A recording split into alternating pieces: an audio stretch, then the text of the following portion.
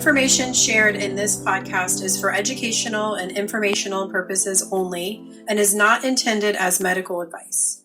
We are not medical doctors. Always consult with a qualified healthcare provider before making any changes to your diet, lifestyle, or wellness routine. The content of this podcast should not be used as a substitute for professional medical advice, diagnosis, or treatment. Listening to this podcast does not establish a doctor-patient relationship. By tuning in, you acknowledge that any health decisions you make are your own responsibility. Take what resonates and always listen to your body. Welcome to the Tula Ananda podcast, where we talk all things whole life living, blending Ayurveda, ancestral wisdom, and a modern approach to well-being. I'm Elizabeth. And I'm Devon. We're here to help you bring balance, vitality, and a little bit more ease into your everyday life without the overwhelm. Think of this as your go-to space for Ayurvedic insights, timeless traditions, and practical wellness tips, served up in a way that actually fits your life. So grab your tea, get comfy, and let's explore how ancient wisdom and modern living can come together to help you feel your best. Welcome to Tula Ananda. Let's get started. Welcome back to the Tula Ananda podcast. Today we're going to talk about Ayurveda and how it can help navigate the holiday season with more ease, balance, and joy. So the holidays, as we all know, can bring about a lot of imbalances. A lot of us are out of our schedules. We're kind of seeing family members and friends and doing a lot of things that we don't normally do all the time. And so with the holidays, there can be things like heavier foods that we might not normally eat. All those delicious baked goods. Yeah, which are good. Also things like traveling more, getting out of your routines and irregular schedules, and also just overall stress because of all the things that we're trying to navigate. So when we're talking about the doshas and imbalances, and we have talked about doshas in other podcasts, so we're not going to do like an intro to that today, but if you are wanting to learn more, check out some of our other podcasts. But Vata, for example, would experience anxiety, overwhelm, irregular digestion around the holidays. And then Pitta dosha would experience irritability, a feeling of like overheat, and maybe even some perfectionism.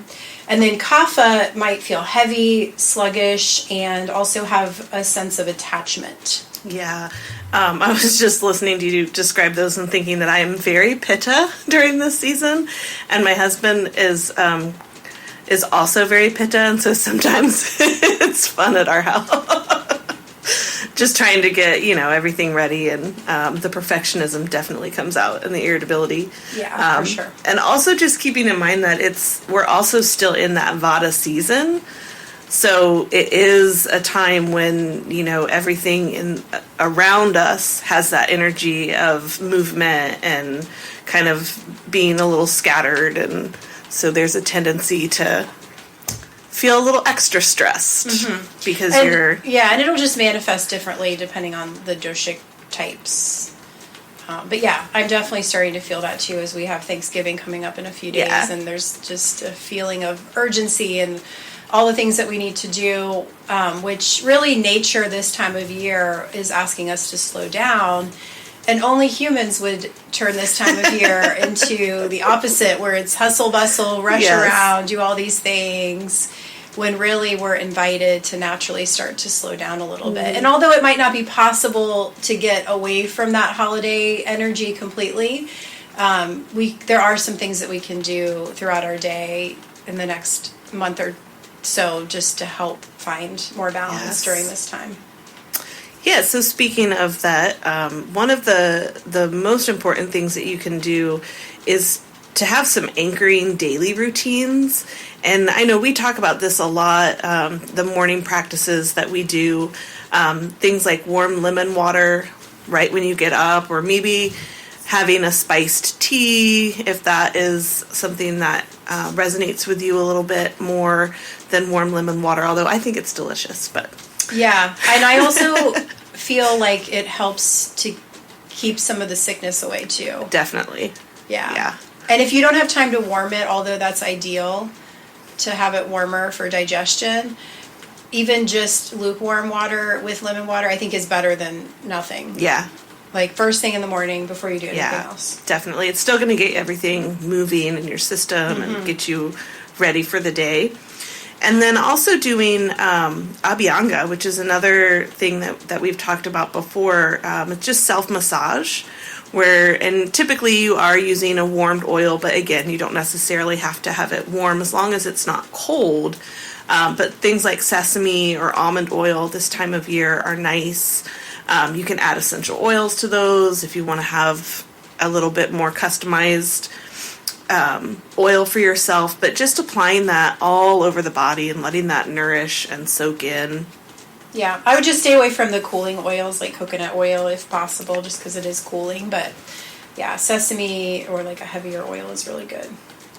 And then doing some grounding breath work, which I know this is something that I do a lot when I'm traveling or even just driving at the holiday season, because we don't live right on a main stretch, but we're kind of close to a main area. And so the traffic this time of year, as I'm sure everyone has experienced, is a little increased, which is great. Everybody's shopping and having a great time, but I do a lot of breath work in the car.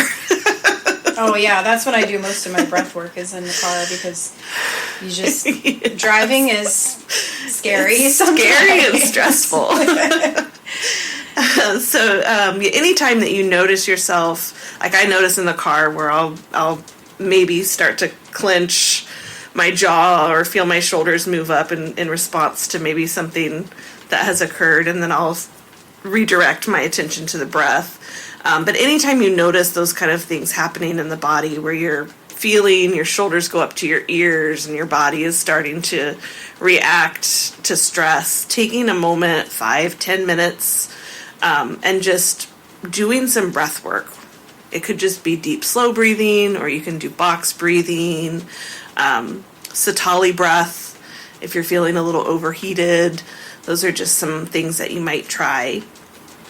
But the routine of having that morning practice of drinking your warm lemon water and then maybe doing that massage, and then maybe in the morning doing a little bit of that grounding breath work to set the tone for your day really helps to keep that vata grounded, and it will also help stabilize your digestion, which is good, especially when we tend to indulge a little bit more during this season. Mm-hmm. And I think we've talked before too in the past on other podcast episodes that, there's so many different practices and routines that you can do in Ayurveda that, you don't want to get overwhelmed, because that can increase vata too. Mm-hmm. So don't feel like you have to do all of the daily routines, but maybe just pick one or two things that you're not doing already that you can easily add into your day that won't be too time consuming or too stressful, and that are accessible, so that you can just bring in more of that grounding quality. So like I know for myself this time of year, even just trying to go on like a walk, even if it's cold, trying to bundle up and, or, whatever works for you, but just trying not to overwhelm yourself with trying to do it all, because you don't need to do it all. You just need to do a few things to help with grounding. Another thing too during this time of year that's really important, I think this is like the most important time of year for eating with intention. And of course we all want to have fun during the holidays. We want to eat the baked goods or those richer, heavier foods, which is fine.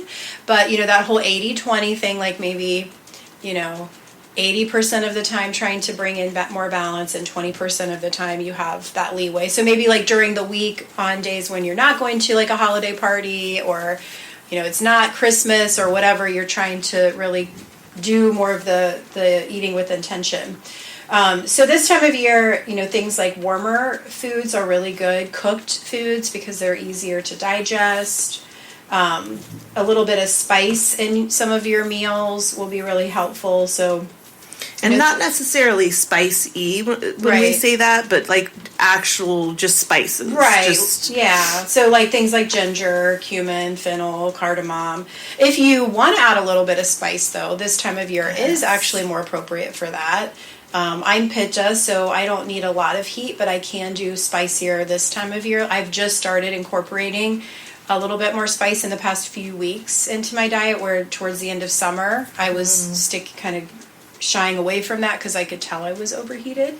But for the most part, as long as you're not overdoing even the spicy foods, it's fine to do a little bit of that and can be warming. Also, eating mindfully, we've talked about this before too, eating until you're satisfied. So we have this idea of eating until we're full, but really eating until you feel satisfied. There is that first burp that sometimes you'll feel, and that could be an indication that you are probably satisfied. And again, on days where maybe there is a party or Thanksgiving, I know I do plan to overindulge a little bit on that day, but then I plan, the next few days after that to try to go back to more mindful eating. So if you are going to do it, don't beat yourself up, but just try to look for other ways throughout the season that you can find that balance. Yeah, let yourself, like I think we talked on the last podcast about that pleasure, allowing yourself to experience the pleasure of eating the food and really enjoy it. Don't give yourself a hard time. Yeah. Because then it's not as fun, obviously. So it's not as fun, and it's not really a healthy way to view eating either. And it's really just looking at things in that way of balance. Yeah. Yeah.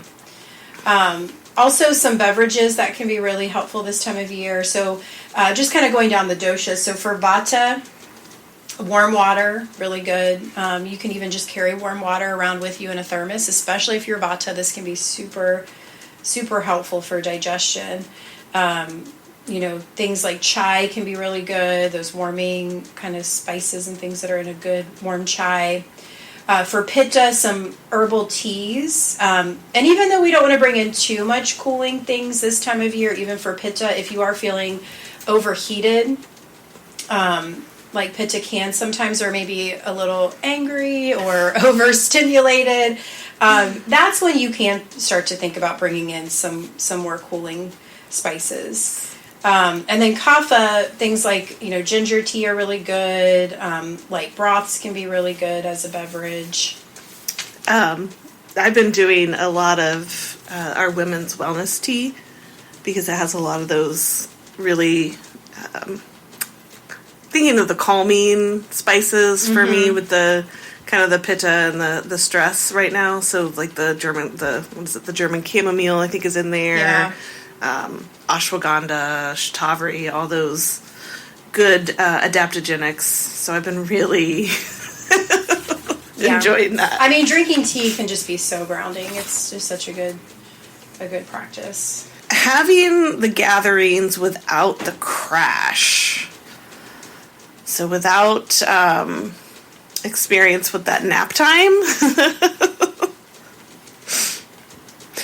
So before your meals, taking a short walk, or maybe drinking warm water, or you might have a digestive tea, something that is going to help you. So on those days that you're going to maybe overindulge, you're getting together for those gatherings, doing something before to kind of balance out what is about to happen, and then doing that 80-20, like Devon was talking about, savoring the food as you're eating it, and really taking time to think about maybe even, not necessarily what you're eating, but the whole concept of the holiday and gathering together with family. And then afterwards, doing some gentle movement, maybe another short walk or something to help your body to keep the metabolism going to digest the food so that you're not taking a nap on the couch. And if you do, maybe it's a short nap. And then a walk.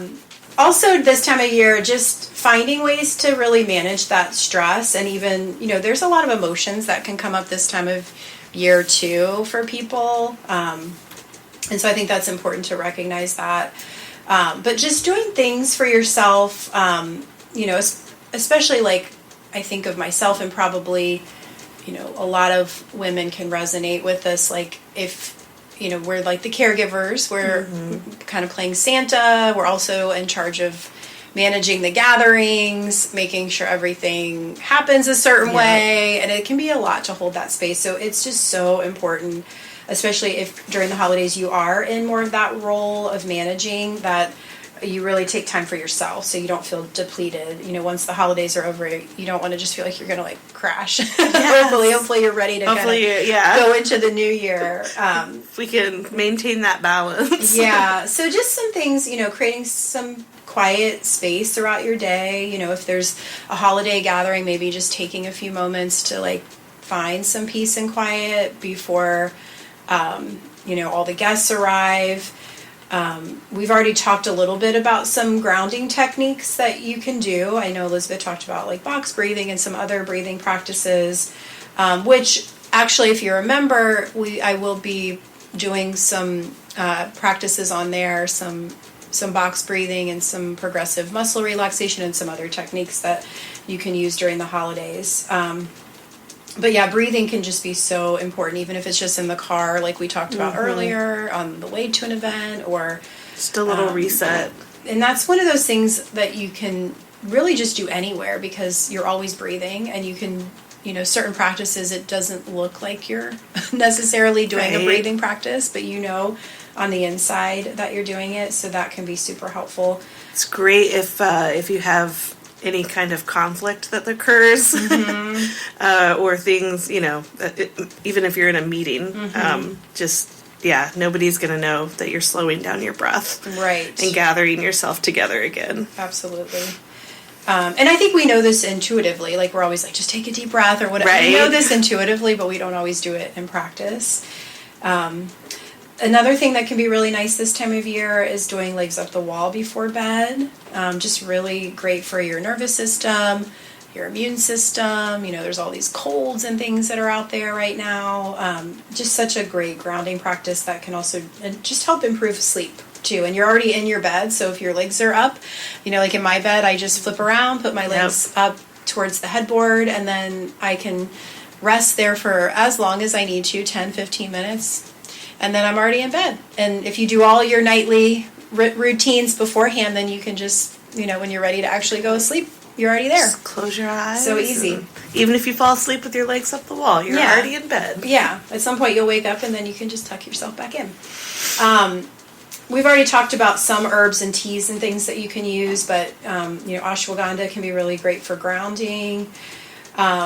If you're feeling overwhelmed, Tulsi can be really good. And I actually like using Tulsi just sometimes when I'm about to talk to people, because it can be really good for like communication. And I have a tincture that I'll put sometimes in some water, but you can just drink the tea as well. And I know you've already mentioned the chamomile when we were talking about the women's wellness tea, which also has ashwagandha and the chamomile in it. Yep. But chamomile can be really good for calming as well. So just like, little things that you can do throughout your day just to help manage the stress and any emotions that might come up during this time of year. Yeah, and again, you don't have to do all of those things. Maybe pick one and try it and see how that helps you. And then I think this is not only important this time of year, but just every day, getting enough sleep and recharging yourself for the next day. So even those moments, where you're taking time to breathe, that's a reset, but we really need our sleep in order to recharge our systems. And so making sure that you're going to bed within the same hour every night. And understandably, if you're going to an event, maybe that night it's going to be a late night. But the day before and maybe the day after, honoring that routine so that your body is not getting overstimulated from staying up too late during the whole holiday season. Mm-hmm. And one other thing that we're really trying to do this with our kids too is reducing the screens before sleep, at least 60 minutes before you go to bed. And that just is it's gonna make it a lot easier for you to go to sleep, because you're not gonna be overstimulated by those blue lights and by, the screen itself.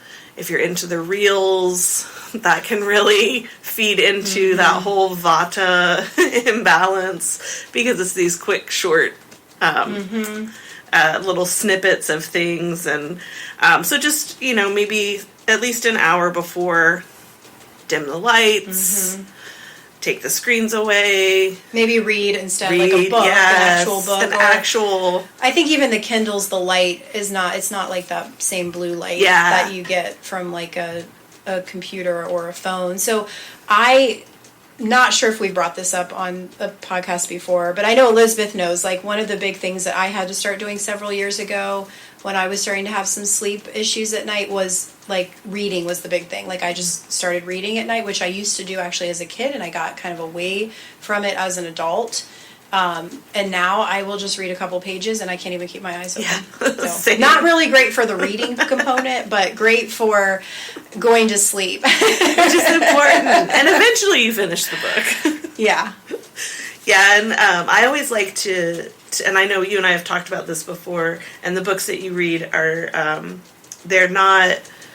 it's not educational books. It's not a self-help book. It's not your schoolwork. It's something fun. Yeah. Something that lets you tap into more of that imagination side versus I'm learning something to retain. And something that you look forward to and you're excited to read. So it doesn't feel like just another thing you're checking off your list. And I think that's part of the reason I got out of the habit in my 20s and 30s was I was feeling like I needed every minute of my day needed to be informative or educational in some way. So I started reading these books that were really great books, like, to learn about yoga or whatever, but like I wasn't excited like in the same way I am to read like a thriller and you have to find your own thing. It's like a to-do list. Yeah, it could be a thriller or like a murder mystery or a romance novel, whatever is your thing, connect with it. Yes. It doesn't have to be sometimes it's fine to just experience pleasure and you don't need to always have something that, know, and I had to learn that. It doesn't have to be on your to-do check list. Yeah. For sure. And then along the lines with that, with reading, having some evening tea, maybe some nutmeg milk where you're warming up milk or an alternative, oat milk or nut milk, and adding a little bit of nutmeg to it. You could do chamomile tea. Tulsi rose is another one that would be nice. I love golden milk. That's probably my favorite this time of year, which is turmeric and ashwagandha, cardamom. There's a few cinnamon, different spices in there. I'll put the recipe on with our podcast link so you guys can try that one out. But that's probably my go-to for this time of year. Yeah. So we've kind of touched on the traveling aspect a little bit. So most of us are going to be increasing travel this time of year in some way. And if you don't have to travel, good for you. You might be the one hosting those, so that's another thing to think about. That's a whole different. But some of us will be traveling this time of year, and there are just some things that we can take into consideration from an Ayurvedic standpoint. Traveling is really ungrounding, and it's really drying, and because Vata is already increased this time of year, and drying is related to Vata already. It's just so important if you're going to be traveling to just take a few things that you can do to help make it a more grounding experience. So you might just create a small little travel Ayurvedic kit with you that you can kind of pull stuff out. So like things like triphala can be really good for digestion. Even things like ginger chews. I use nasya oil. Me too. I actually just made a new batch for myself and for Tula and Ananda. And if you don't have a nasya oil, you can get it from us, but you can also purchase them online. But you can also just use any oil, if nothing else. Like it could be sesame oil or even olive oil, just putting a little bit of that in your nose to lubricate the nasal passages because of the drying quality that can happen when you're traveling. I also think it just adds a protective barrier too from potential germs and illnesses. Putting in some of the teas that we've talked about into your travel bag can be really helpful. I will sometimes, when I travel, have a few essential oils, like lavender to put on my pillow, because that can help with calming, especially if you're staying in a different environment when you're visiting family or friends. And also when you're traveling, just make sure that you stay hydrated. I always bring a water bottle with me that I can refill. Staying hydrated is so important for, again, vata, but also just for grounding. And then if you have the ability, if you're driving or if you're at an airport, just trying to take time to stretch often. So maybe, if you're driving, if you're stopping at a rest stop to use the restroom, maybe just taking a few moments to stretch your legs and stretch your body. If you're at an airport, maybe taking a few moments before you board the plane to do a little bit of stretching. And we've already talked about, some grounding foods and things like that, but just trying to maybe have some snacks and things like that with you that are going to be more on the grounding side. Yeah, try to avoid like a pocket full of chocolate. A little bit of chocolate. A little bit of chocolate. Yeah. I was just thinking about my husband and I have like a little mixed nut with all the nutritious things in it, and then my husband has like the M&M trail mix. Oh, yeah, not the M&M trail Which mix. Is, I mean... But I do have a piece of dark chocolate every day. Every day, me just too. Like one little piece. It's normally after I have a meal and I just want something sweet. Just one piece of dark chocolate normally does the trick. And it also, I was just reading this the other day in Ayurveda that they call it something, and I can't remember what it is. But it actually signals to your brain that the meal is over. And so it helps to avoid like going back for seconds or thirds or having something sweet. Yeah, just probably, something a little. Yeah, like, it's probably because we don't get that taste a lot in foods. Well, not if you're cooking at home like we do. Well, yeah. If you're fast food and stuff, they will add like sugars and things like that and high fructose corn syrup. Which is why it's so. Yeah, but if you're cooking at home a lot and you're not adding sugar, which I try to avoid adding sweeteners and things like that, then that would make sense that your body just wants that one more taste that it didn't get. Yeah. Then you've come full circle. So we talked a lot about different things that you can do during this holiday season, and I think it's important also that we let ourselves create joyful intention. This is a time where, you maybe see family and friends that you don't normally get to see. It's a time where we're maybe honoring people who we've lost, and so we're sharing memories, and, it's a very beautiful time of year, and it can be stressful, but I think if we focus on that intention of creating joyfulness, we can really impact at least our perception and how we go through it. We can't control others, but we can control ourselves. So slowing down and really focusing on and choosing what matters.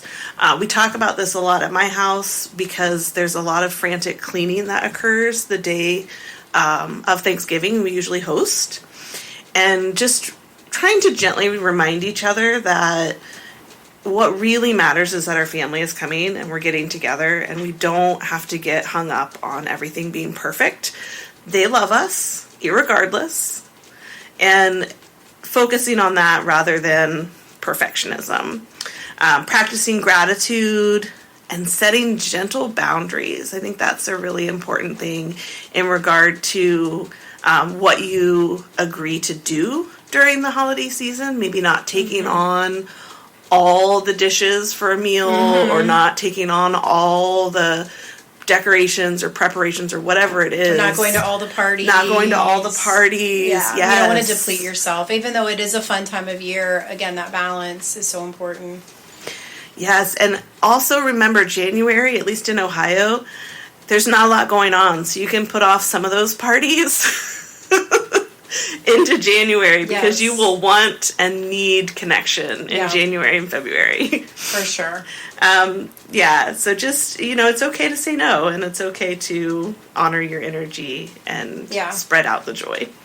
Yeah, I was just listening to something else or reading something that I guess in Europe more often it's kind of a whole season where like in America we try to cram in the holidays into like 1 month. Mm-hmm. But like in some European countries, it's like it'll start like now, like around Thanksgiving or November, but it'll go actually through more like February is when they'll keep the lights up. And even when we were in love that. Iceland, because they have more Yes. darkness, they will light up all the trees. Yeah. And like it would be really cool if maybe we can embrace this more as like a whole season and not feel like we have to like cram it all in. Yes. Like you said, like you can still have gatherings Mm-hmm. in January and February, and that would probably actually make us all Yes. feel better and more balanced, because I think we all do Yes. tend to kind of hibernate more those January and February, like we're just trying to get through the winter.